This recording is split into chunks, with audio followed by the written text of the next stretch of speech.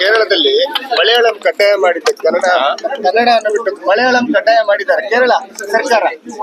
ಕಾನೂನು ಮಾಡಿದ್ದಾರೆ, ಅದ್ರ ಮಾಡಕ್ ಬರಲ್ಲ. ಹಂಗೆ ಯಾಕೆಂತಂದ್ರೆ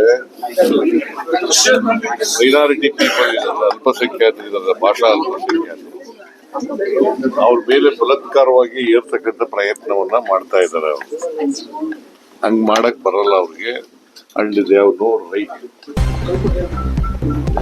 ಆತರ ಎಲ್ಲ ಈಗ ಒಂದು ಭಾಷೆ, ಮಾತೃಭಾಷೆ ಮಾತನಾಡ್ತಕ್ಕಂಥವ್ರಿಗೆ ಅವರು ಇಲ್ಲ ಫಸ್ಟ್ ಲ್ಯಾಂಗ್ವೇಜ್ ಆಗಿ ಮಲಯಾಳಂನೇ ಕಲಿಬೇಕು ಅಂತ ಹೇಳ್ತಕ್ಕಂಥ ಸರಿ ಅಂತಲ್ಲ. ಅದಕ್ಕೋಸ್ಕರ ನಾನು ಪತ್ರ ಬರೆದಿದ್ದೀನಿ. ಒಂದು ವೇಳೆ ರಾಜ್ಯಪಾಲರು ಅದಕ್ಕೆ ಸಹಿ ಹಾಕಿ ಕಾನೂನಾದ್ರೆ ನಾವು ಹೋರಾಟ ಮಾಡಬೇಕಾದಂತ ಪರಿಸ್ಥಿತಿ ಇದೆ. ಮತ್ತೆ ಕೇಂದ್ರ ಸರ್ಕಾರಕ್ಕೆ ಮತ್ತೆ ಇದಕ್ಕೆ ರಾಷ್ಟ್ರಪತಿಗಳಿಗೂ ಕೂಡ ಮನವಿ ಮಾಡ್ತಕ್ಕಂಥ ಪ್ರಯತ್ನವನ್ನು ಮಾಡ್ತೀವಿ.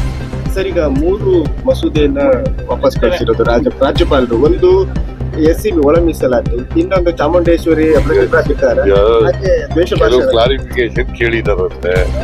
ಕ್ಲಾರಿಫಿಕೇಶನ್ ಏನು ಅಂತ ನೋಡ್ಬಿಟ್ಟು ಅದನ್ನ ಮನವರಿಕೆ ಮಾಡ್ಕೊಡ್ತಕ್ಕಂಥ ಪ್ರಯತ್ನವನ್ನ ಮಾಡ್ತೀವಿ.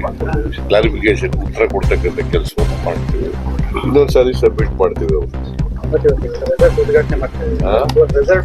ಇದು ರಿಸಲ್ಟ್ ರಿನೋವೇಷನ್ ಆಗಿರ್ತಕ್ಕಂಥದ್ದು.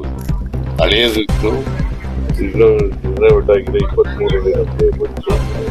ಈಗ ರಿನೋವೇಟ್ ಆಗಿದೆ. ರಿನೋವೇಟ್ ಆಗಿ ಇವತ್ತು ಉದ್ಘಾಟನೆ ನನ್ನ ಕೈಲಿ ಮಾಡಿಸಿದ್ದಾರೆ. ಒಡಂಬಡಿಕೆ ಪತ್ರಗಳನ್ನ ಏನೇನಿತ್ತು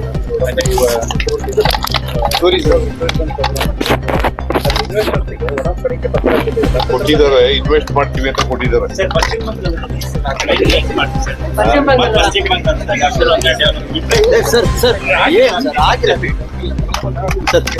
ಬಿಡಿ